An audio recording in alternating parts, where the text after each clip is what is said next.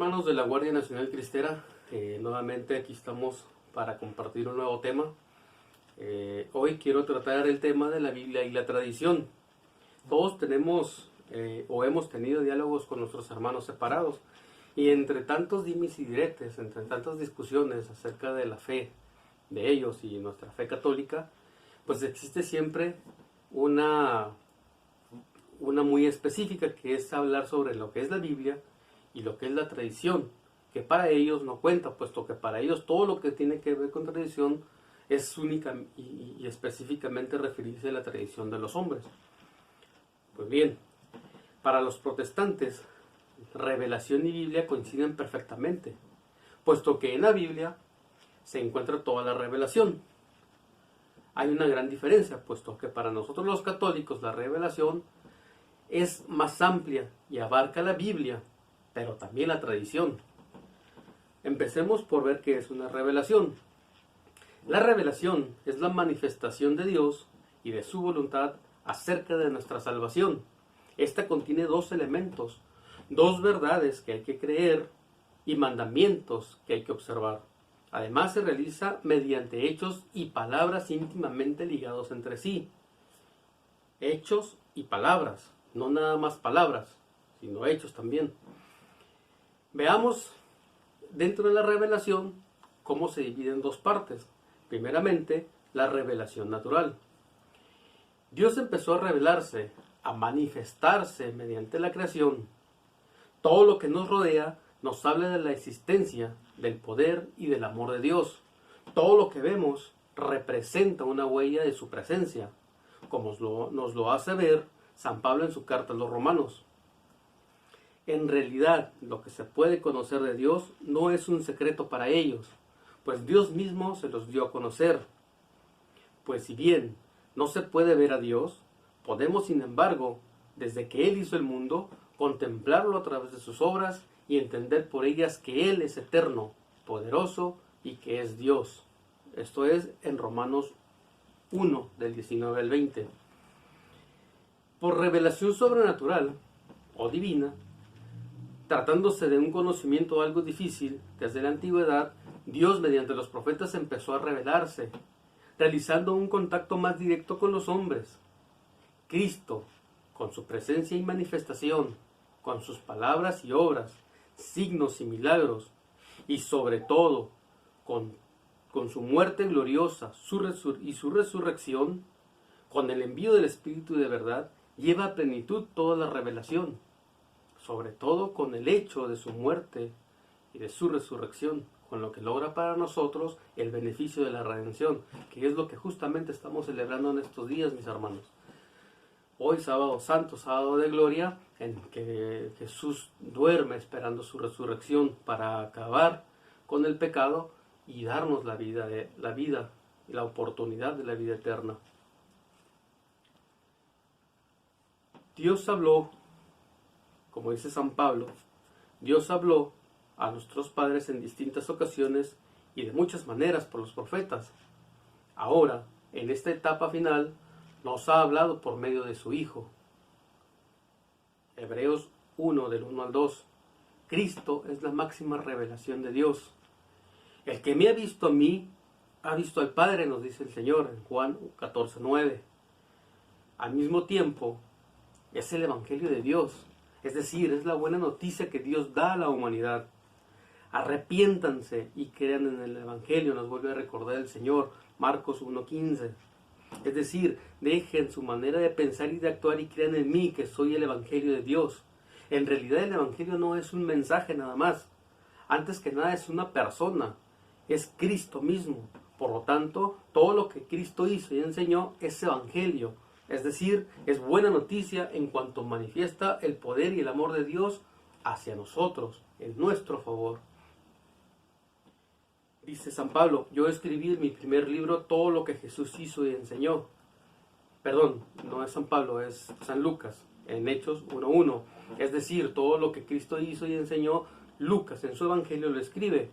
El hecho fundamental, mediante el cual Jesús se transformó en Evangelio de Dios para toda la humanidad, fue su pasión, muerte y resurrección, lo que se llama ministerio pascual, lo que estamos viviendo actualmente. Jesús es el verdadero Cordero Pascual, por cuya sangre quedamos a salvo.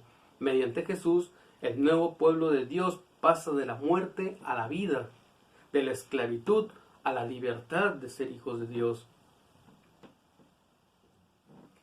Entonces, hasta aquí esto es lo que da la revelación. Pero veamos cómo se transmite esta revelación. Aquí es donde nace la tradición. Pues bien, ¿qué hizo Jesús para que su evangelio llegara a todo el mundo? Es decir, para que Él mismo se diera y se hiciera presente en todo el mundo como evangelio de Dios mediante su palabra y sus hechos salvadores. Aquí empieza precisamente el problema de la diferencia entre catolicismo y protestantismo. Para los protestantes basta la Biblia. En la Biblia está la salvación y basándose en la Biblia cada uno puede fundar su iglesia como comunidad de creyentes salvados. Pero eso no es así. Para que la salvación, es decir, el Evangelio, llegara a todo el mundo, Jesús no escribió nada. Él no escribió nada. Lo que hizo fue fundar la iglesia, dirigida por los apóstoles con Pedro a la cabeza. Esta iglesia hará presente a Jesús en todo el mundo como evangelio de Dios, es decir, como buena noticia salvadora.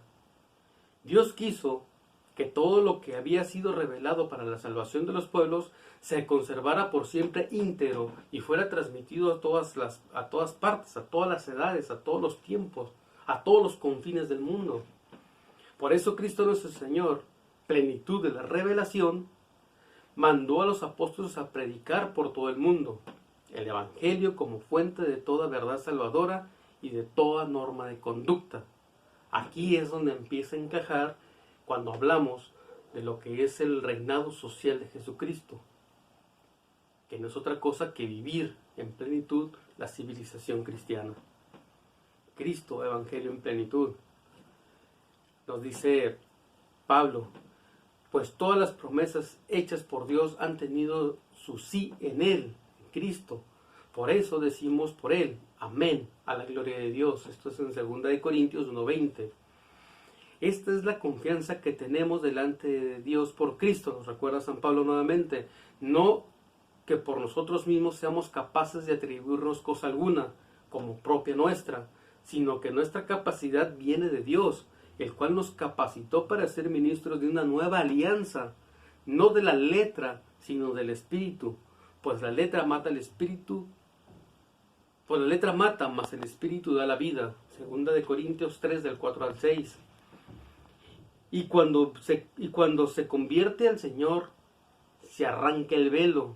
Nos recuerda nuevamente San Pablo en 2 Corintios 3:16. Y nos recuerda Mateo en su Evangelio las palabras, el mandato explícito de Jesús: id pues y hacer discípulos a todas las gentes, bautizándoles en el nombre del Padre, del Hijo y del Espíritu Santo, y enseñándoles a guardar todo lo que yo os he mandado. Y he aquí que yo estoy con vosotros todos los días hasta el fin del mundo. Mateos 28, del 19 al 20. Vayan por todo el mundo y proclamen la buena nueva a toda la creación. Nos vuelve a recordar ahora Marcos en su Evangelio 16:15. Aquí notamos cómo Jesús ordenó predicar, proclamar, no escribir, su Evangelio. Y de hecho todos los apóstoles predicaron la buena nueva de Cristo, mientras solamente algunos escribieron algo muchos años después de haber predicado. Entonces, aquí vemos la importancia de la tradición, de lo que se transmite oralmente de generación en generación. Este mensaje escuchado por boca de Jesús, vivido, elaborado y transmitido oralmente, se le llama tradición. Y nos recuerda nuevamente San Pablo: yo transmití a ustedes lo que yo mismo recibí. 1 Corintios 15:3. Pues bien, hasta el año 50 de nuestra era, la tradición fue la única base de la predicación de los apóstoles y sus ayudantes, lo que hoy conocemos como obispos y sacerdotes. En cuanto a la Biblia, parte de este mensaje proclamado oralmente fue puesto por escrito por los mismos apóstoles u otros inspirados por el Espíritu Santo, dando origen al Nuevo Testamento, la nueva alianza de la que expresábamos un poquito antes. Sobre ciertos libros, desde un principio no hubo ninguna duda, como por ejemplo algunas cartas de San Pablo, que pronto fueron consideradas como palabras de Dios a la par que los libros del Antiguo Testamento. Así lo expresa en su carta el apóstol Pedro, en su segunda carta. Lo escribe también en todas las cartas cuando habla en ellas de esto. Aunque hay en ellas cosas difíciles de entender, que los ignorantes y los débiles interpretan torcidamente, como también las demás escrituras, para su propia perdición. Segunda de Pedro 3:16. Aquí lo que quiere referirse es de que tanto las cartas de Pablo, que tanto ha escrito, y las escrituras de los profetas del Antiguo Testamento son utilizadas para un fin personal de algunas cuantas personas con mente torcida, lo cual significa que no puede ser así, que tenemos que utilizar adecuadamente, con sinceridad y inspirados por el Espíritu Santo, las lecturas de las Sagradas Escrituras. Y esto nos lleva también a entender que no nos concierne a nosotros como personas, como laicos, el poder darles la interpretación adecuada. Eso es lo que le corresponde al magisterio de la Iglesia. Y eso lo vamos a ver al final. Y de hecho, haré un video en el que hablaré sobre el magisterio de la Iglesia específicamente. Aquí nada más estamos tratando un poco el tema de la Biblia y la tradición, pero es muy importante señalar que hay un magisterio, que es el que se encarga de darle la interpretación adecuada. ¿Para qué? Pues precisamente para que no ocurra lo que está ocurriendo con nuestros hermanos separados, que por no entender o por sobreentender el mensaje del Evangelio, es que existen tantos errores que se convierten en diferentes comunidades, unas independientes de otras, cuando el mandato de Cristo es que seamos uno. Bien. Pero sobre otros libros hubo ciertas dudas, que hasta que los obispos católicos hicieron la lista completa de los libros inspirados por Dios, los incluyeron, dando origen a lo que llamamos Nuevo Testamento.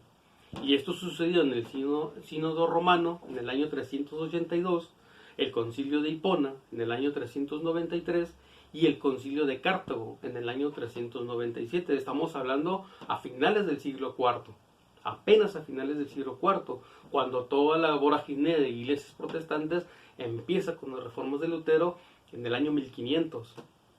¿Sí? Estamos hablando de 11 siglos después. Pues es importante mantener viva lo que es la tradición y lo que es la Biblia. ¿Qué pasó después? Que las sectas aceptaron el Nuevo Testamento, así como salió de las manos de la Iglesia, y rechazaron a la misma Iglesia, considerada como infiel. Evidentemente se trata de un absurdo. Sería como querer la leche y negar la vaca, o como aceptar el coco y negar la palmera.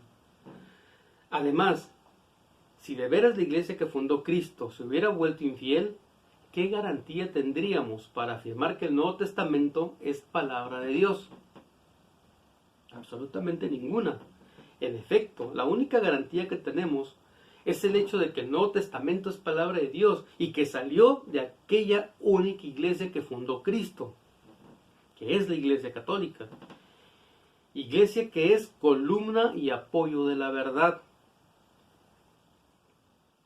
Nos dice San Pablo: pero si tardo, para que sepas cómo hay que portarse en la casa de Dios, que es la Iglesia de Dios vivo, columna y fundamento de la verdad, en 1 de Timoteo 3:15, y que por lo tanto no se puede desviar por ningún motivo.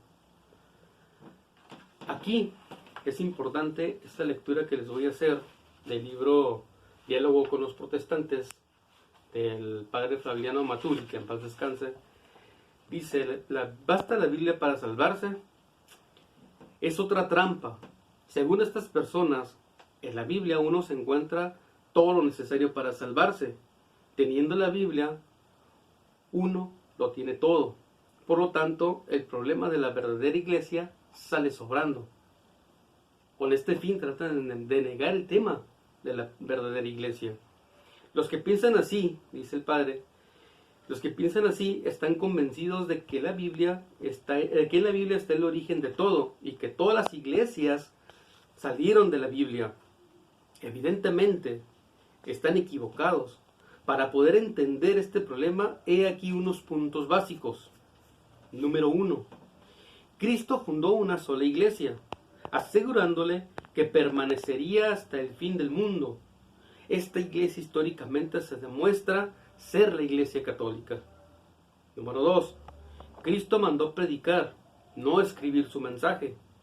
Él mismo no escribió nada. Número 3. La Iglesia Católica vivió muchos años sin el Nuevo Testamento. Número 4. Este se terminó de escribir alrededor del año 100 después de Cristo y fue el fruto más bonito de la actividad de los católicos de aquel tiempo. Número 5. La Iglesia Católica estableció el canon o lista de los libros que componen el Nuevo Testamento.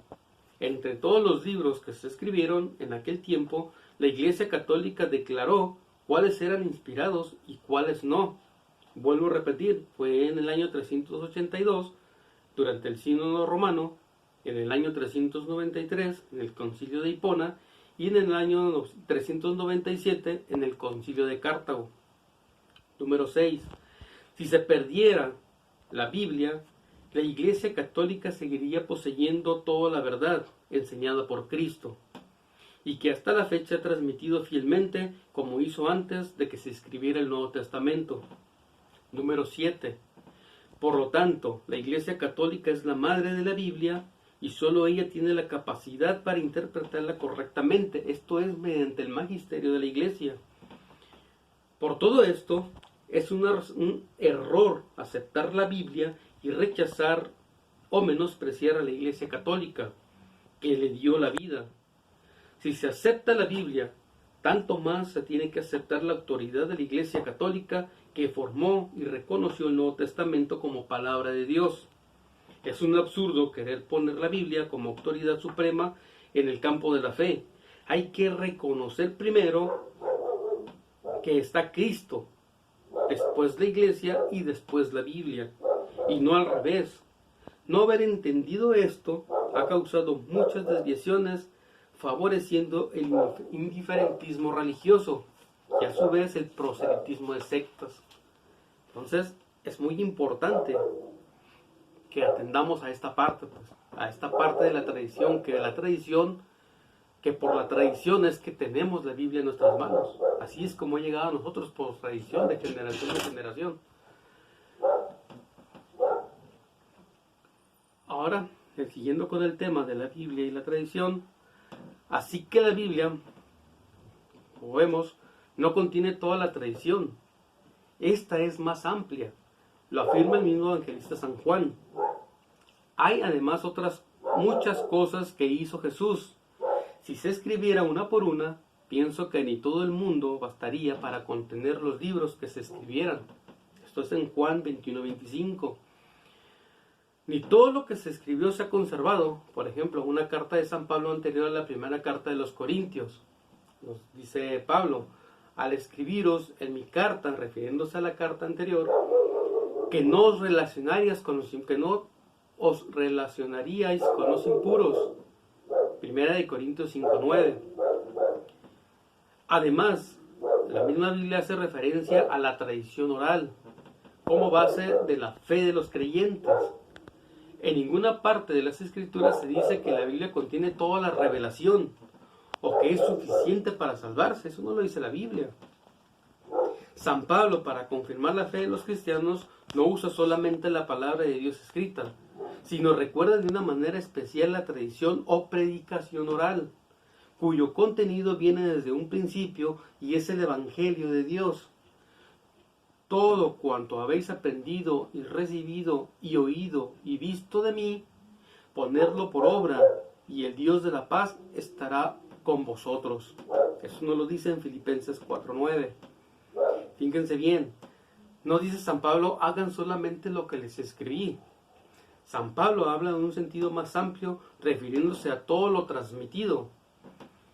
Y nos recuerda, Y cuanto me has oído en presencia de muchos testigos, confíalo a los hombres fieles, que sean capaces a su vez de instruir a otros. Segunda de Timoteo 2:2. Es decir, que solamente no nos toca recibir ya, sino que también está en nosotros el compartir lo recibido, enseñar al que no sabe. Es uno de los mandatos principales del Evangelio de Cristo, enseñar al que no sabe. Esta es la tradición. Se recibe el mensaje, se transmite hasta el fin del mundo, hasta el fin de los tiempos y hasta el confín del mundo. Así pues, mis hermanos, manteneos firmes y conservad las tradiciones que habéis aprendido de nosotros, de viva voz o por carta. Nos recuerda San Pablo en 2 de Tesalonicenses 2:15.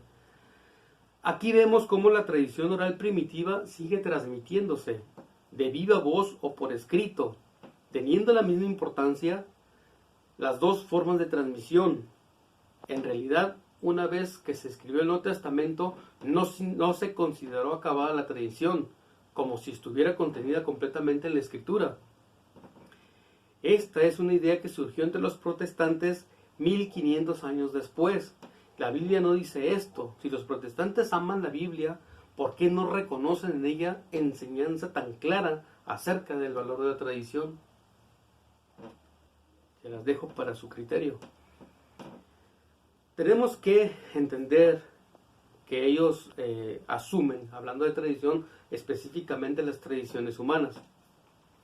Y tienen una lectura de un evangelio donde se basan para hacer esta referencia. Los protestantes alegan que Jesús condenó las tradiciones de los hombres y lo hacen a través de esta cita bíblica.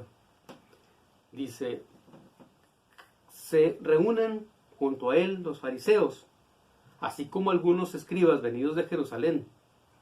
Al ver que algunos de sus discípulos comían con manos impuras, es decir, no lavadas, es que los fariseos y todos los judíos no comen sin haberse lavado las manos hasta el codo, aferrados a la tradición de los antiguos.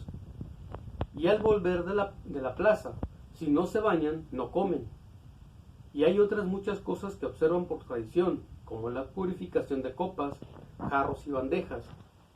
Por ello los fariseos y los escribas le preguntan, ¿por qué tus discípulos no viven conforme a la tradición de los antepasados, sino que comen con manos impuras? Él les dijo, bien profetizó Isaías de vosotros, hipócritas. Según está escrito, este pueblo me honra con los labios, pero su corazón está lejos de mí. En vano me rinden culto, ya que enseñan doctrinas que son preceptos de hombres.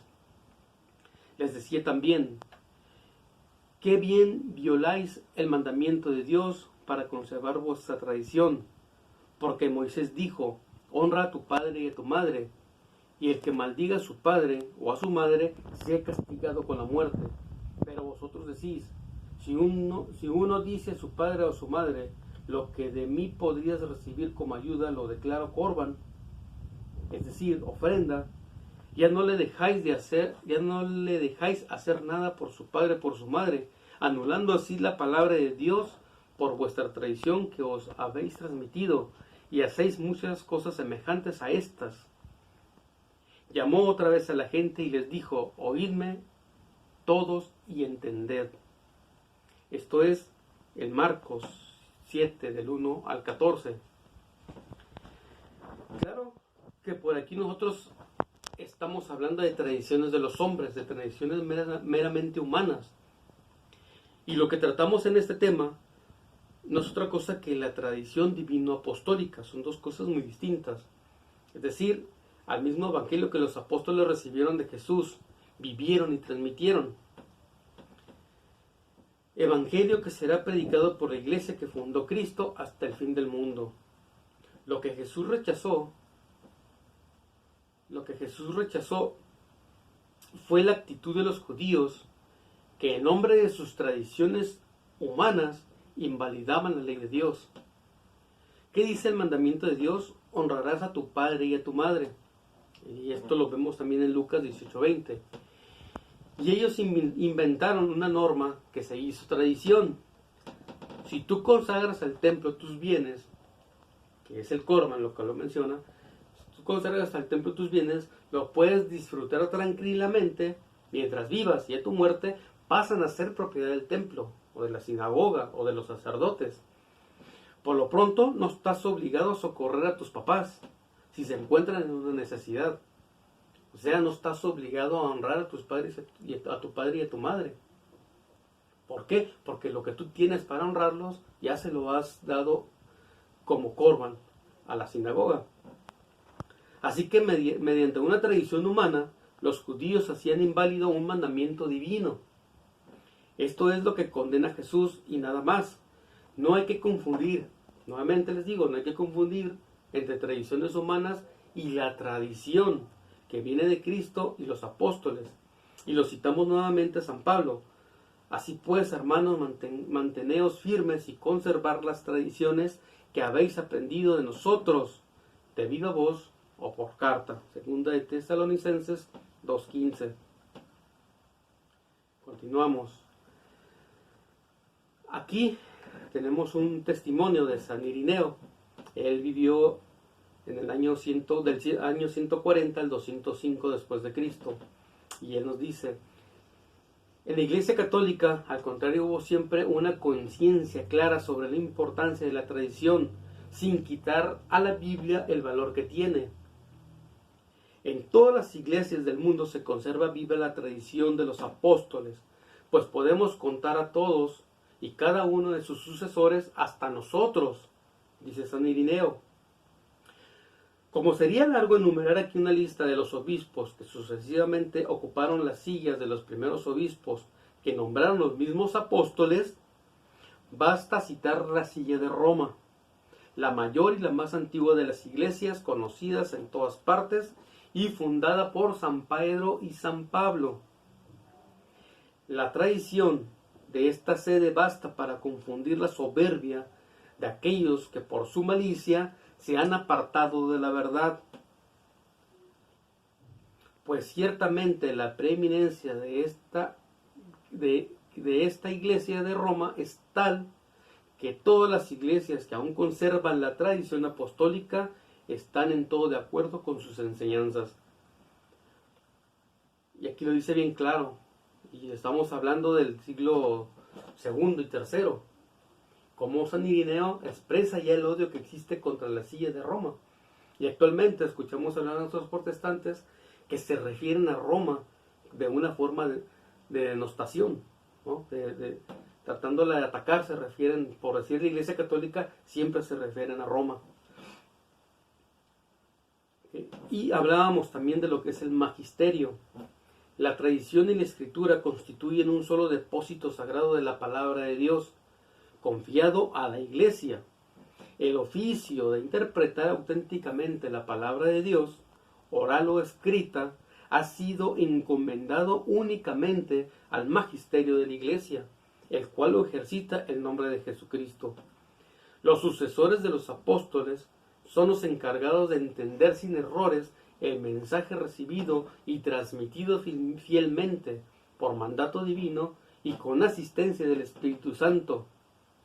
Y nos recuerda Mateo: y enseñándoles a guardar todo lo que yo os he mandado, y he aquí que yo estoy con vosotros todos los días hasta el fin del mundo. Mateo 28:20.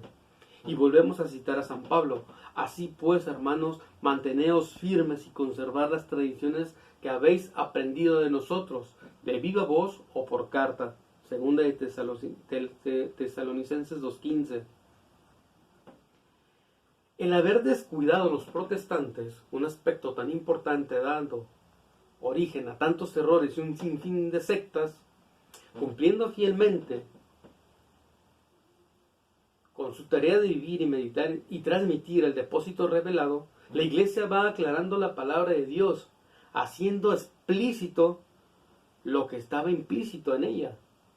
En este sentido, la tradición divino-apostólica va creciendo, como sucede en cualquier organismo vivo que se desarrolla, teniendo las circunstancias concretas en que se mueve, sin dejar de ser ellas mismas.